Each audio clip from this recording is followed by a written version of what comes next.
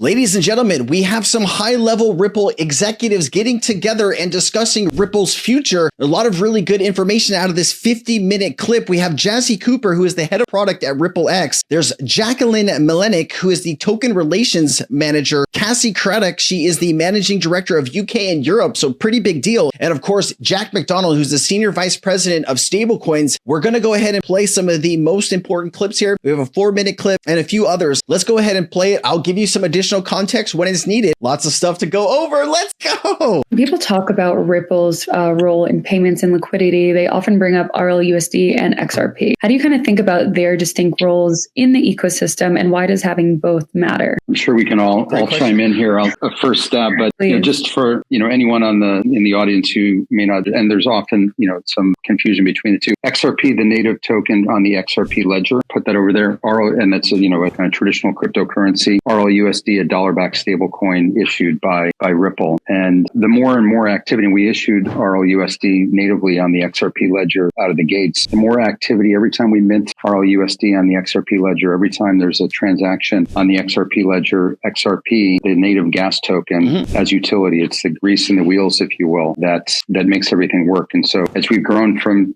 0 to almost 700 million here, there's a lot of activity that is a result of that happening on the XRP ledger that in turn is using XRP as that bridge asset. As it relates to payments, the last thing I would say, there are some customers who want to continue to use a cryptocurrency as a bridge asset. XRP really purpose-built, among other things, for being a bridge asset on the payments platform. There are other customers who, for any number of different reasons, don't want to use a cryptocurrency or don't like the volatility that's inherent in often crypto. The stablecoin presents a very compelling alternative, given it's very boring. It's always worth a dollar. And so there are many customers who just prefer that, or TradFi customers who, for whatever reason, can't or just weren't comfortable using a crypto asset. But a stablecoin, I think of as really the least crypto type of crypto there is. And so we're seeing a lot of interest in using stablecoins there. Jack, we need to get these answers and we need to shrink them down a little bit to make it a little bit understandable. When you go on for and on, it's like sometimes people get lost. So what he's talking about here is some use cases, XRP as a bridge asset is the best use case for what that customer is looking to do, whether it's cross-border or something to do with that. They want to use XRP as that bridge asset. Now, some companies, maybe they're sending domestic payments, they want to use a stable coin that is probably best for their situation. Ripple in the past was using USDT as well as USDC. And so Ripple understood where this was going, that stablecoins were going to be the future of most payments. Now, what he didn't explain there is RLUSD is on the XRP ledger and on Ethereum. There's about $700 million in total value in RLUSD, but 90% of that is on Ethereum. And so if those transactions happening on Ethereum won't affect the XRP ledger at all, you need to bring it to the XRP ledger, doing it with XRP for that stablecoin transaction to bring more value to the XRP space. I can get quick 2 cents on the XRP ledger side and hand to Cassie. I mean, XRP is not going anywhere. It's embedded within the XRP ledger. So Jack mentioned transaction fees. XRP is burned on it, every transaction that happens on the XRP ledger. It's also used as account reserves. So reserves to open an account, reserves to hold a certain amount of objects in your account. And then it's also used as bridge asset built into the native decentralized exchange. So it offers,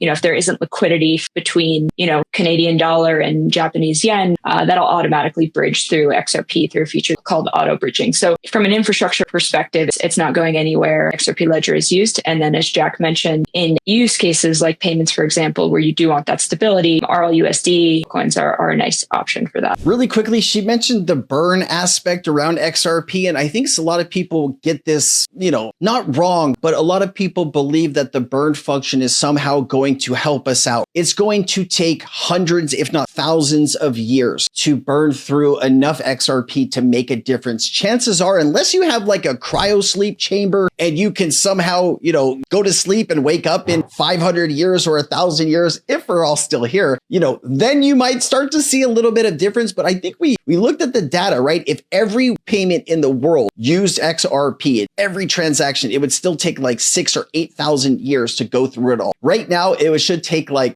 80,000 years. It's some mind-boggling number. So don't get caught up in the burn mechanism, because that's not going to help us anytime soon at all. And I think then just more generally on products and services here at Ripple. From a custody perspective, we want to be able to, our customers want to be able to hold XRP. Our customers also want to be able to offer stablecoins. So having that breadth and depth of ledger support and also token support is really important for competitiveness, but also just being flexible for our customers. On the payment side, of course, we started out by really focusing on moving value through XRP.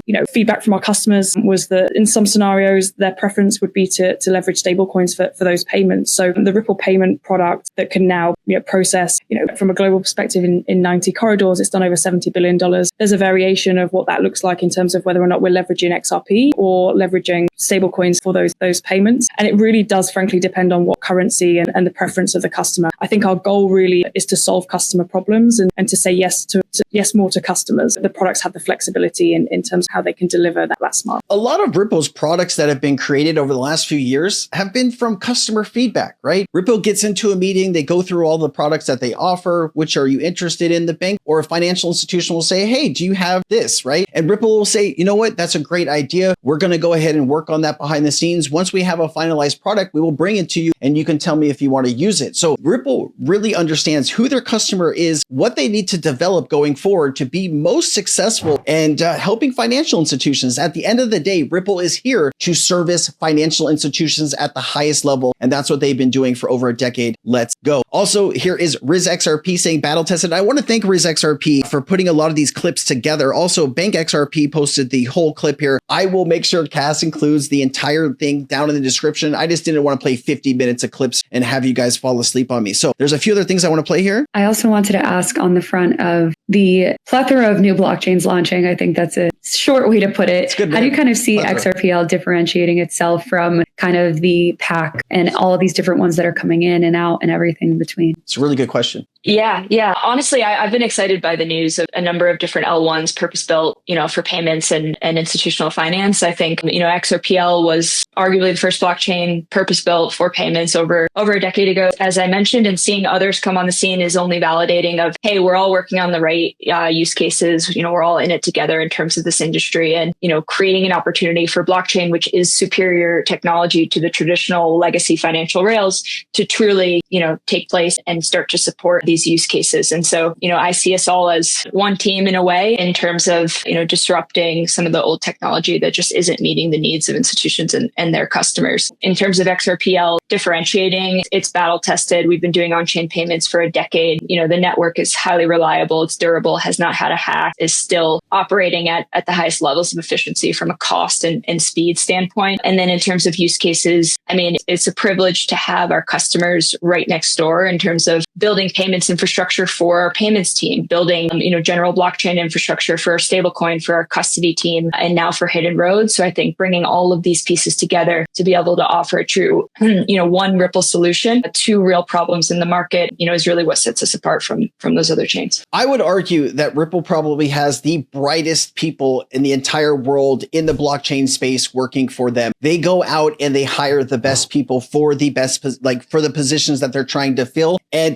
some of the caliber of these people is truly incredible. So Ripple understands what their goals are, how to deliver on those goals, and they make sure that they hire the right people to deliver on those promises. And, when we're talking about Hidden Road, we're talking about Medico custody, we're talking about Rail. Ripple is understanding the infrastructure that is going to be needed to lead this new financial revolution. And they have been making their bets. Some would say they're playing 4D chess. I don't even know how you play 4D chess, but Ripple is mastering it, right? Hidden Road was an enormous purchase, 1.25 billion, but it gave them access to another 300 financial institutions. Yes, there's probably some overlap there, but they're bringing XRP to the forefront in its best use case possible. They're going to use RLUSD, hopefully on the XRP ledger. You would imagine Ripple could decide if it's going to be on Ethereum or if it's going to be on the XRP ledger, that they would want to run all of this through the XRP ledger itself. When you have more transactions, more volume, more value going through, this is all going to be metrics that financial institutions might look at to decide whether to go with a different L1 or to go with the XRP ledger. Let's go ahead and play this clip on Hidden Road. I hope you guys are enjoying this. If you guys are liking this video, video. You can leave a comment down below what you think. You can like, you can share, you can do whatever you want. I'm just so glad you're here with me. I really do appreciate you. It's the acquisition of Hidden Road for $1.25 billion,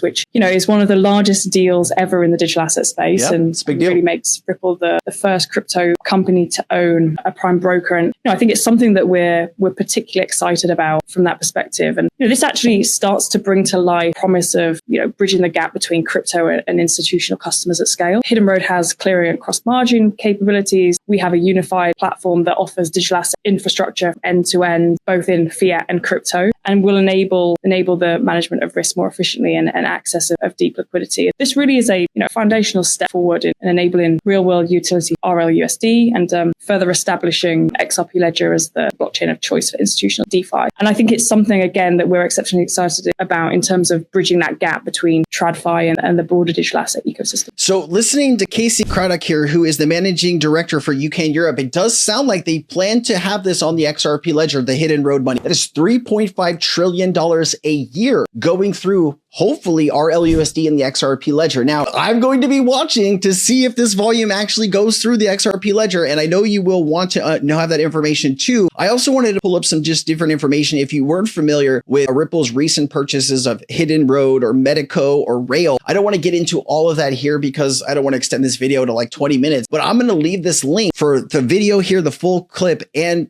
this research that I did to catch you up on all of these recent and strategic partnerships, because I know there's a lot of new people getting into the XRP space, and I want you to have this information because it's very valuable, and it's important to know, what it is that you're actively investing in, why it's important to you. Because if you cannot figure out why you're here, and if someone just told you to be here, and you need to learn all of this stuff to really understand it, and I think that's going to find some value to you. Also, if you need help with financial decisions and things like that, talk with a financial advisor, but talk with somebody that understands the crypto market. If you go to some financial advisor that doesn't have any knowledge in the crypto space, that's kind of a useless conversation if it's directly involving crypto. So there are some really good people out there. Make sure that you're talking with one of them. All right. Bank XRP also posted this. Ripple is in a partnership with Wormhole, bringing multi-chain interoperability to the XRP Ledger. This is how you connect Solana and other chains to the XRP Ledger. This is really how you start to build out and blow up DeFi. I don't think, people realize how big this is going to be. It does look, the US Department of Commerce has selected Wormhole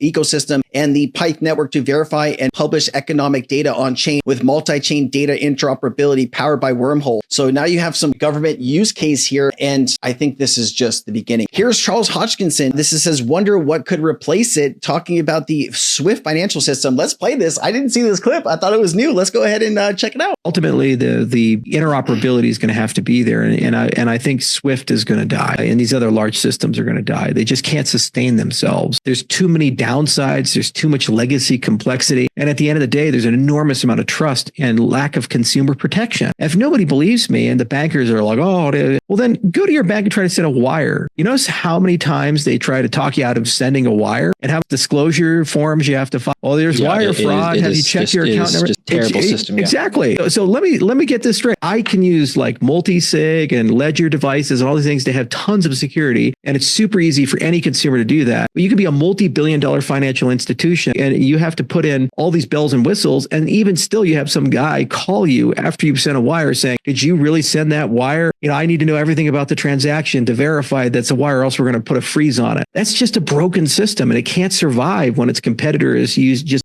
tap your phone with trusted hardware in your Google phone or your iPhone, and you just use your fingerprint. We know it's you. Listen, there are a ton of problems with our legacy financial system, and these are the problems that Ripple and the XRP Ledger and the ADA Cardano ecosystem and Chainlink, these are the problems that they are trying to solve at scale. And this is why I believe these tokens, these ecosystems, right? When you own a token of something, an XRP, a Chainlink, a Cardano, you own a piece of that entire network. And if these are the networks that are replacing the entire financial system, doesn't that mean you own a part of the new financial system? That's at least how I look at it. And I wonder if you look at it that way as well. I don't know if I really want to play this. I probably am not going to. There's some, not important. This is a really great video. I don't want to end it with this. I hope you guys enjoyed it. If you got some value, let me know down below. I really appreciate you. I hope you have a fantastic day and have a good weekend coming up. All right. Nothing in this video should be taken as financial advice. This is for entertainment purposes only. I am not a financial advisor. Please seek financial advice if you need it. Let's get back to the video.